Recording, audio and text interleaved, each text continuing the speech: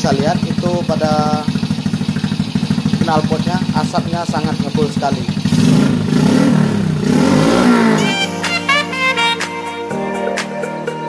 Assalamualaikum warahmatullahi wabarakatuh. Kembali lagi bersama channel saya Siples Tutor yang membahas tentang seputar kerusakan sepeda motor dan perbaikannya.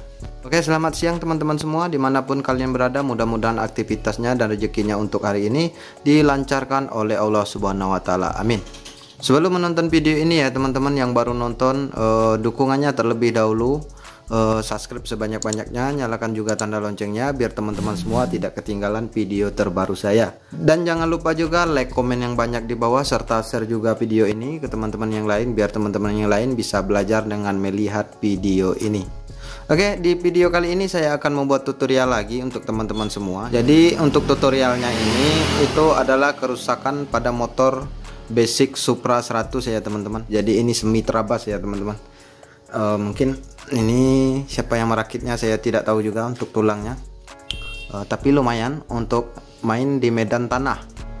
Jadi untuk kerusakan pada Basic Supra ini itu apabila dihidupkan motor ini asapnya ngebul. Nah di sini untuk teman-teman pemula yang pengen motornya tidak ngebul lagi asapnya, silakan teman-teman tonton video ini sampai habis biar teman-teman tahu caranya bagaimana mengatasi motor Supra yang ngebul asapnya. Oke, di sini sebelum saya membuka pada bagian mesinnya, kita dengarkan dulu pada bagian suara mesinnya dan melihat asapnya seperti apakah ngebulnya ya teman-teman.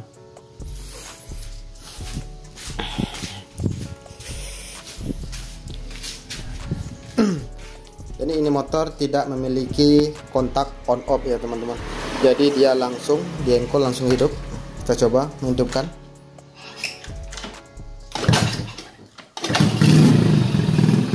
Nah, oke, untuk motornya dalam keadaan hidup, teman-teman bisa lihat itu pada knalpotnya asapnya sangat ngebul sekali.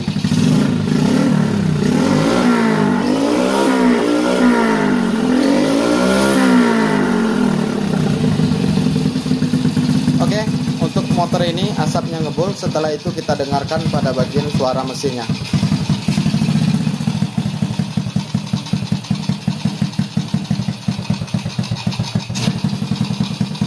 Oke, sekilas didengarkan pada bagian suara mesinnya itu masih normal saja ya teman-teman. Jadi hanya mengatasi asap yang ngebul saja. Nah, oke. Jadi seperti itu kerusakan pada Basic motor Supra.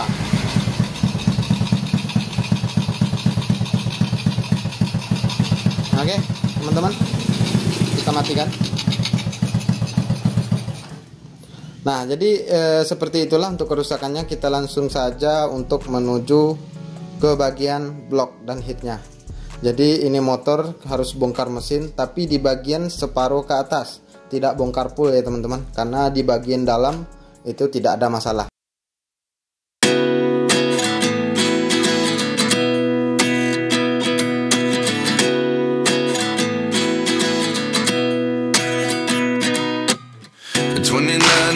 Myself wondering what did happen to the last 10. I ran away with my life, fast forward, never turn back again. It's kind of funny that the more we pass time, the more we need to set the rewind. And 19 was the year I had to leave you, but now I'm seeing all the signs. Is this really happening? I can't believe it's true. I'm just as surprised as you. Is this really happening? I can't be too sure, but one day I'll be yours again.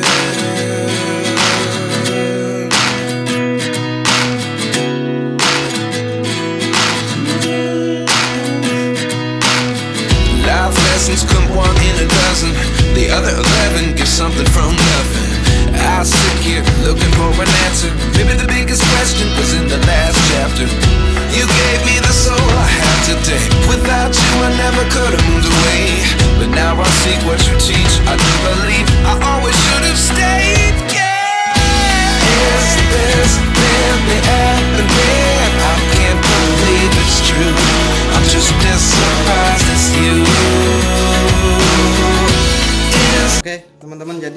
sudah saya buka. Tadi itu kerusakannya adalah asap ngebul apabila dihidupkan motor ini. Nah, sekilas dilihat pada bagian pistonnya itu tidak ada gores sama sekali. Oke, teman-teman bisa lihat. Ini menurut saya tidak ada gores sama sekali. Nah, tapi kok bisa ngebul? Nah, saya akan coba dulu memasukkan piston ini ke boring blocknya ini tanpa menggunakan ring piston. Karena kenapa? Karena saya akan mengecek apakah piston ini dia sudah rusak atau tidak. Oke, saya buka dulu pada bagian ringnya.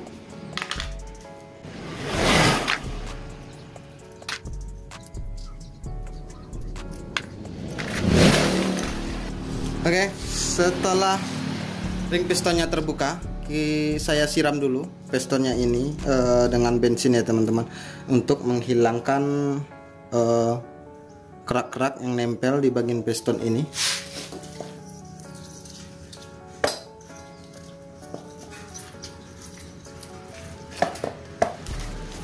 Oke, setelah disiram seperti ini, itu teman-teman bisa lihat sendiri. Di bagian piston ini dia tidak ada baret sama sekali. Nah, ini baret sedikit, itu tidak ada masalahnya. Setelah itu saya coba piston ini dimasukkan ke boringnya. Nah, di sini boringnya kita disiram dulu dengan bensin biar nanti bisa dilihat. Boringnya sudah disiram. Saya coba untuk memasukkan piston ke boring ini. Kalau dia kocak atau lapang piston ini ke boringnya, berarti dia sudah mulai makan oli. Oke, saya lihat, teman-teman bisa lihat.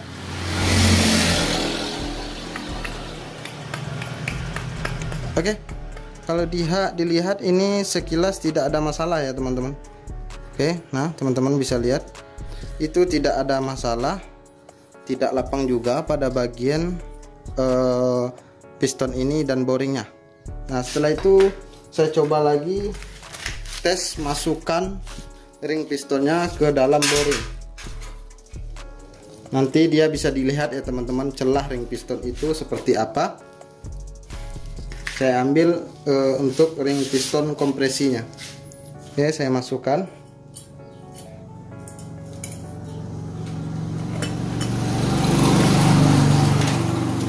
Oke, dilihat sama-sama.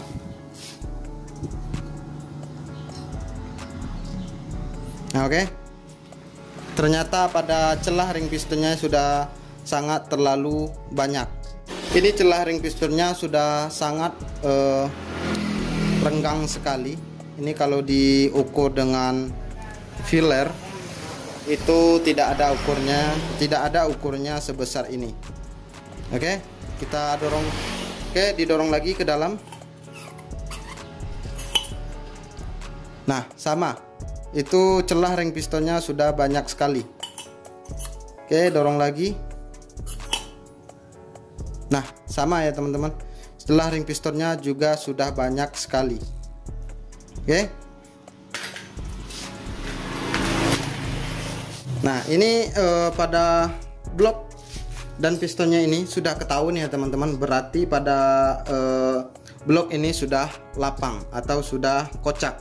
Tapi kenapa di bagian piston ini dia tidak ada celah, bentuk celah seperti piston longgar ya teman-teman. Jadi piston ini sudah dikembangkan atau diketok di bagian sini, maka akhirnya piston ini akan kembang. Otomatis kalau masuk pada boring blok ini, maka piston ini akan menjepit. Nah, sebenarnya piston ini dimasukkan ke boringnya tidak ada celah lapangnya. Oke. Nah, ini sudah ketahuan pada boringnya yang sudah lapang. Jadi celah ring piston ini yang dimasukkan ke dalam boringnya itu sudah sangat banyak sekali ya teman-teman. Itu perkiraan saya, menurut saya itu sudah sebanyak 1,5 mili ya teman-teman untuk celah ring piston ini. Oke, yang kedua saya akan cek pada bagian headnya ya teman-teman. Jadi di bagian headnya itu dibuka dulu isinya. Nah, ini dia headnya ya teman-teman. saya akan buka dulu pada bagian headnya, isi-isinya semua.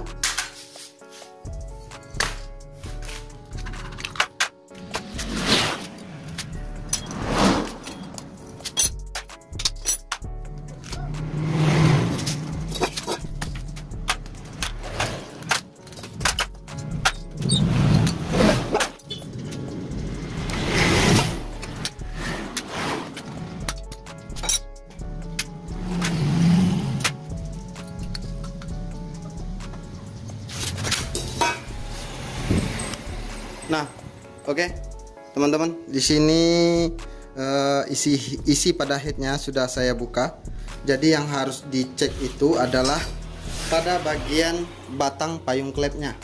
Nah, di bagian batang payung klep ini biasanya itu sering terjadi apabila seal klepnya sudah dipasang itu pada lubang seal klepnya itu dia sudah mulai lapang ya teman-teman, atau sudah mulai haus pada bagian batang payung klepnya ini.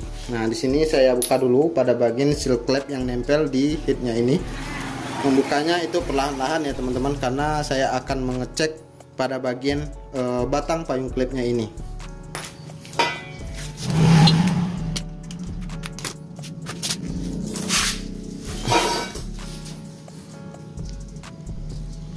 Nah, oke, ini seal klepnya ya teman-teman yang nempel pada bagian headnya ini.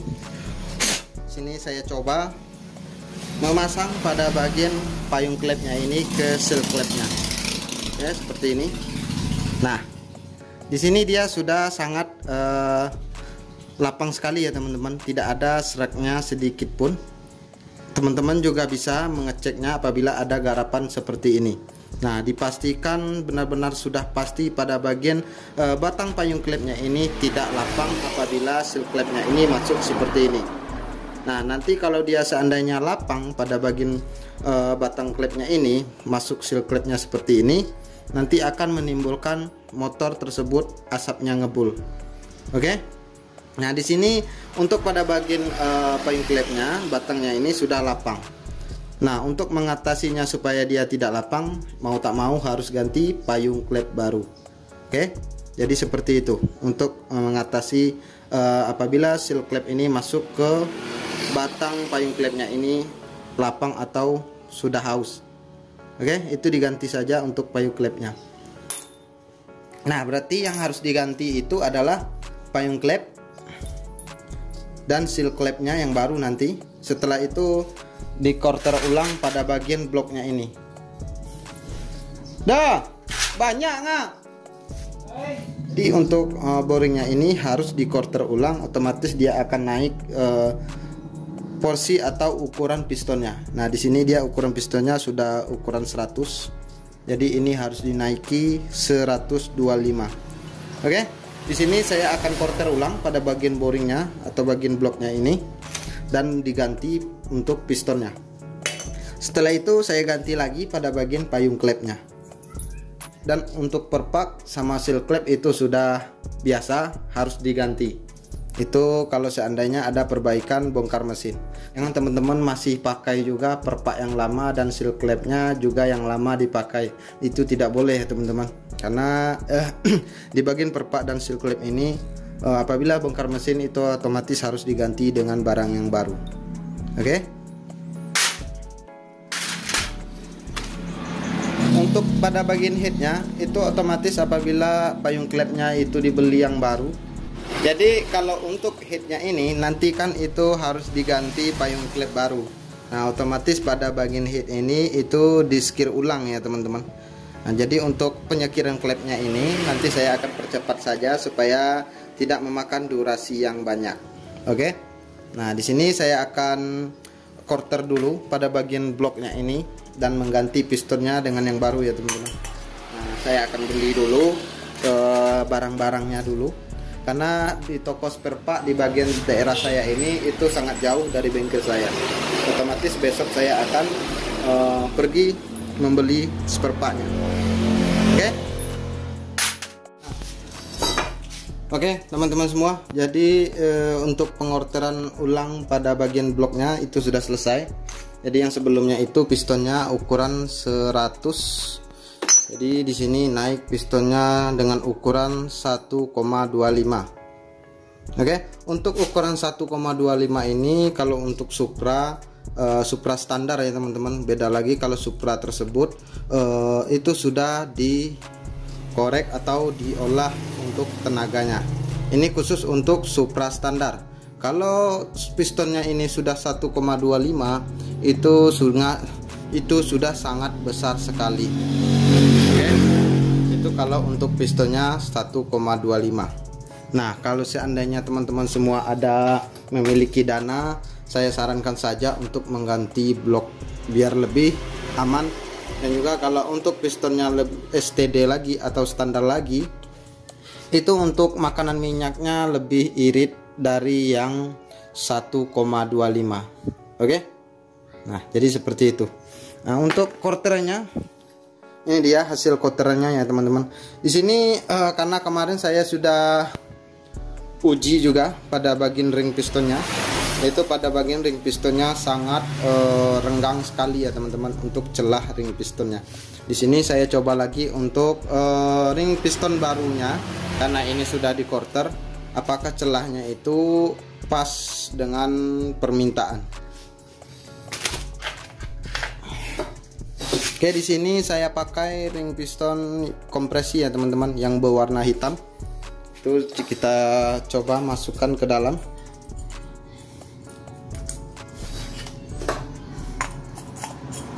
Oke, teman-teman bisa lihat itu pada bagian celah ring pistonnya ini bisa dikatakan ukurannya sekitar 0,25. Ini menurut saya ya teman-teman, ini adalah perkiraan.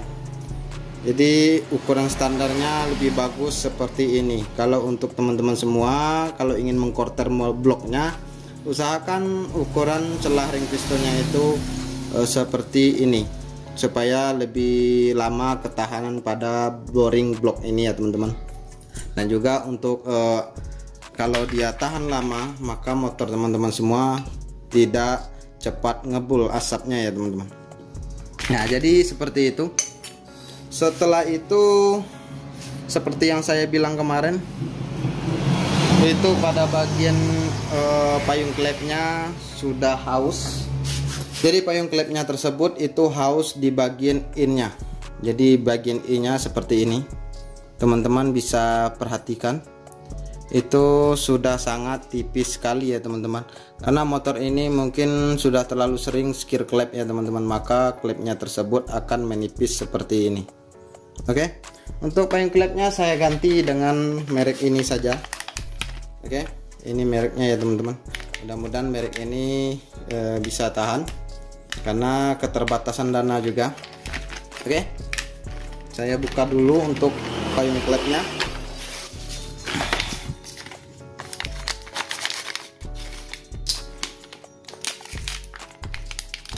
Karena di bagian payung klep ini kalau beli baru itu dia sepasang. Padahal untuk motor ini kerusakan pada payung klepnya hanya di bagian in. Tapi di sini karena beli baru barang KW, otomatis dapat dua ya teman-teman, seperti ini. Beda lagi kalau barang original itu beli satu bisa satu, tapi ini beli satu dapat dua. Itu bedanya kalau original dan KW. Oke.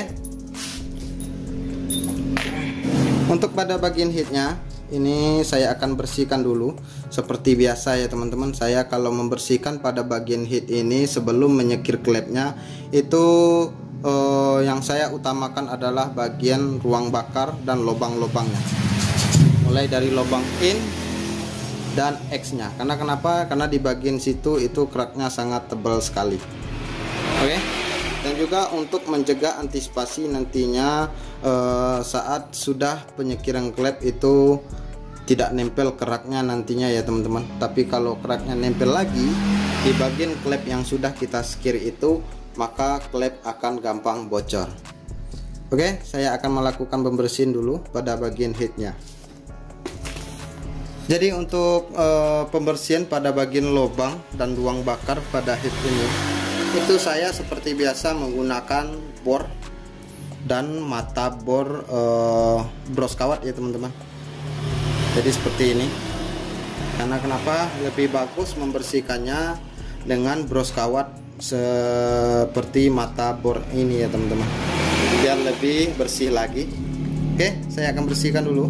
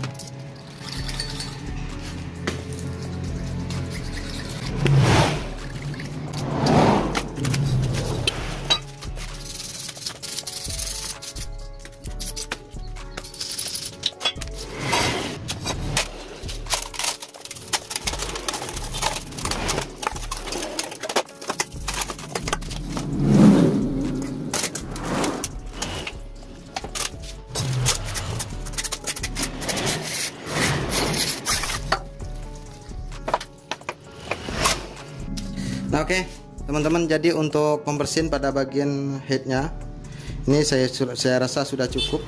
Mulai dari lubang-lubangnya dan ruang bakarnya itu sudah selesai. Oke, di sini saya akan melakukan penyekiran klep ya teman-teman. Jadi untuk penyekiran klep itu saya akan percepat saja untuk penyekiran klepnya, karena di video saya yang sebelumnya sudah ada. Dan juga ini untuk menghemat durasi ya teman-teman, supaya tidak kepanjangan untuk videonya. Oke, saya akan melakukan penyekiran klep terlebih dahulu. Nah, oke teman-teman, jadi untuk penyekiran klepnya sudah selesai. Seperti yang saya bilang tadi, itu untuk penyekiran klepnya saya sengaja untuk mempercepatnya. Karena supaya apa? Supaya tidak memperbanyak durasi ya teman-teman. Jadi untuk penyekiran klep ini diusahakan memang benar-benar tidak bocor lagi ya teman-teman. Nah jadi seperti itu, jangan sampai bocor sedikit. Teman-teman tetap pasang juga, itu akan mengakibatkan motor teman-teman semua atau motor garapannya itu tidak akan tahan lama. Karena kenapa? Karena di bagian klepnya belum benar-benar pas untuk penyekirannya ya teman-teman. Jadi usahakan pas untuk penyekirannya, dan juga kompresinya itu tidak akan bocor. Nah oke. Karena dia di sini sudah selesai, saya akan mencoba mengepaskan pada payung klep ini dengan seal klepnya ya teman-teman. Karena di payung klep yang sebelumnya itu di batangnya ini itu sudah sangat longgar sekali atau lapang ya teman-teman, apabila seal klepnya itu masuk pada batangnya ini. Di sini karena payung klepnya sudah saya ganti, saya akan coba tes pada bagian batang payung klep ini, apakah dia tidak longgar atau lapang ya teman-teman. Seperti biasa ya teman-teman, di sini saya kalau untuk seal klep itu saya lebih senang untuk memakai produk dari Suzuki, seperti produk Smash yang di hadapan saya ini original ya teman-teman. Karena kalau untuk original Suzuki itu karetnya lebih tahan ya teman-teman. Oke, ini seal klep barunya saya coba untuk memasukkan ke batang payung klep yang baru, apakah dia lapang atau los, kita coba. Nah oke. Nah ini untuk batang payung klep baru. Nah kalau ini untuk batang payung klep barunya, teman-teman bisa lihat itu sangat menjepit sekali ya teman-teman. Karena di bagian batangnya ini untuk payung klep baru ini dia masih belum pernah terkikis. Nah jadi untuk payung klep yang lama ini Itu untuk batangnya itu dia sangat sering terkikis ya teman-teman. Karena kenapa? Karena setiap pembongkaran mesin itu klep ini selalu diskir ya teman-teman. Akibatnya kalau klep ini selalu diskir, maka batang payung klep ini akan bergesekan dengan lubang botol klep. Akibatnya pada batang payung klep ini akan selalu menipis. Oke? Nah, itu penyebabnya apabila pada bagian batang payung klep ini seal klepnya itu sudah los atau lapang.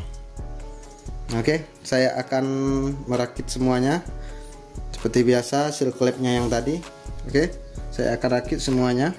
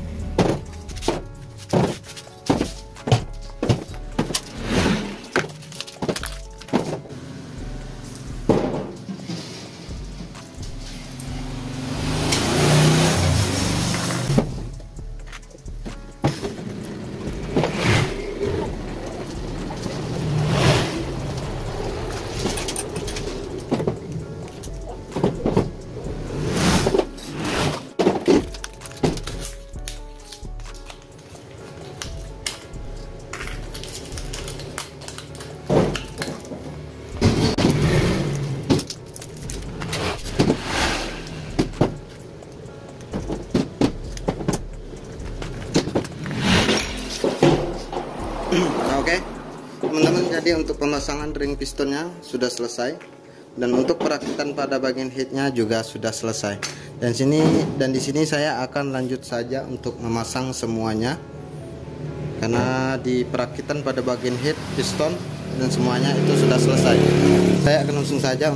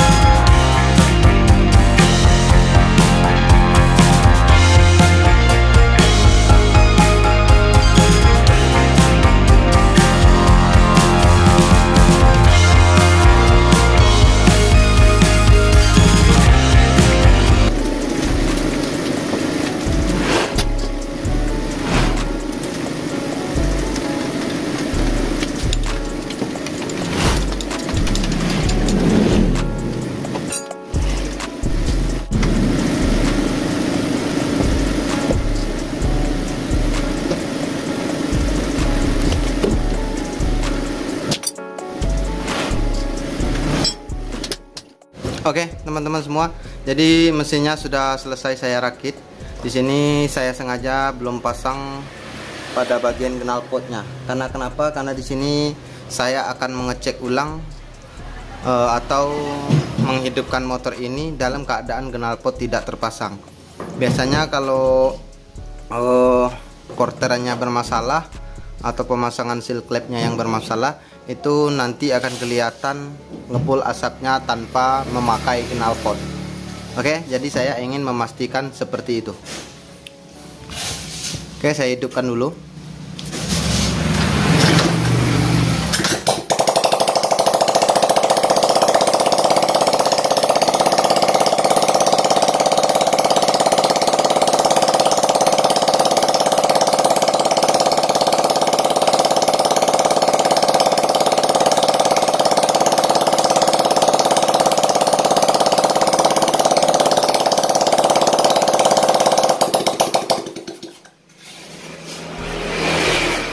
Jadi setelah saya hidupkan motornya tadi, itu saya lihat dari lubang X-nya itu tidak ada asapnya yang ngebul ya teman-teman. Berarti untuk korteran dan pemasangan seal clamp dan yang lainnya itu aman. Oke, di sini saya akan lanjut lagi untuk memasang pada bagian knalpotnya.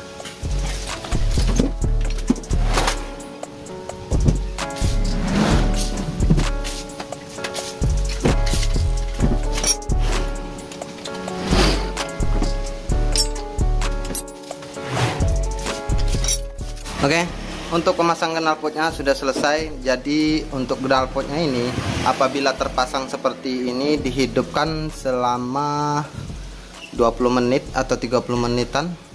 Itu kalau seandainya keluar asap, itu jangan teman-teman khawatir ya teman-teman, karena itu hanya oli yang nempel di knalpot ya teman-teman. Apabila knalpot ini sudah panas, maka oli tersebut akan melepuh dan mengeluarkan asap.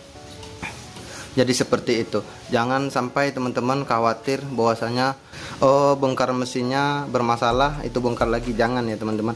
Kalau untuk memastikan motor ini sudah tidak ngebul lagi asapnya, teman-teman cukup buka saja pada bagian pangkal knalpot. Itu dihidupkan motornya, nanti akan kelihatan ngebul atau tidaknya. Jadi seperti itu. Nah, di sini saya akan coba untuk menghidupkannya.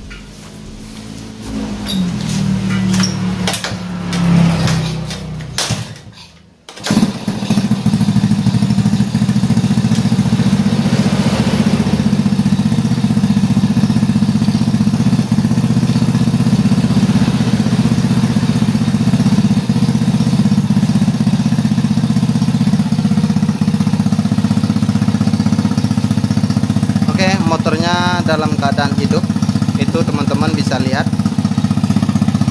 sudah mulai mengeluarkan asap. Jadi itu jangan khawatir ya teman-teman, itu hanya oli yang nempel di knalpot.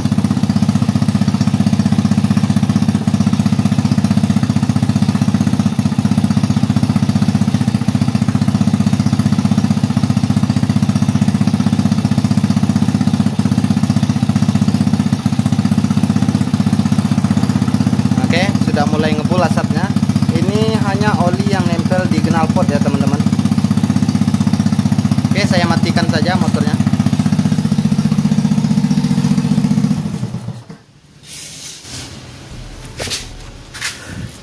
Nah oke teman-teman, jadi seperti itulah cara untuk mengatasi motor atau garapan yang asapnya itu ngebul. Jadi yang harus diatasi adalah cek pada bagian piston, apakah dia baret, apakah dia celah ukuran ring pistonnya sudah renggang. Itu otomatis teman-teman harus mengkorter ulang pada bagian bloknya. Tapi apabila pada bagian piston dan ring pistonnya itu aman, ternyata pada bagian seal clamp-nya yang bermasalah, seperti payung clamp-nya tadi yang saya tukar, itu karena diakibatkan seal clamp yang masuk pada batang payung clamp tersebut sudah lapang. Itu bisa mengakibatkan motor teman-teman semua atau garapan itu bisa ngebul asapnya ya teman-teman. Segera teman-teman atasi. Nah di sini untuk motor ini sudah selesai. Nah jadi untuk permasalahan pada motor basic Supra ini sudah selesai. Jadi seperti itulah untuk tata cara memperbaiki atau mengatasinya. Nah mungkin untuk tutorial saya kali ini sampai di sini saja. Mudah-mudahan teman-teman semua bisa paham dan mengerti. Jangan lupa dukungannya yang baru nonton, subscribe sebanyak-banyaknya, nyalakan juga tanda loncengnya biar teman-teman semua tidak ketinggalan video terbaru saya. Dan jangan lupa juga like, komen yang banyak di bawah, serta share juga video ini ke teman-teman yang lain biar teman-teman yang lain bisa belajar dengan melihat video ini. Oke teman-teman, sampai bertemu lagi di video saya yang selanjutnya.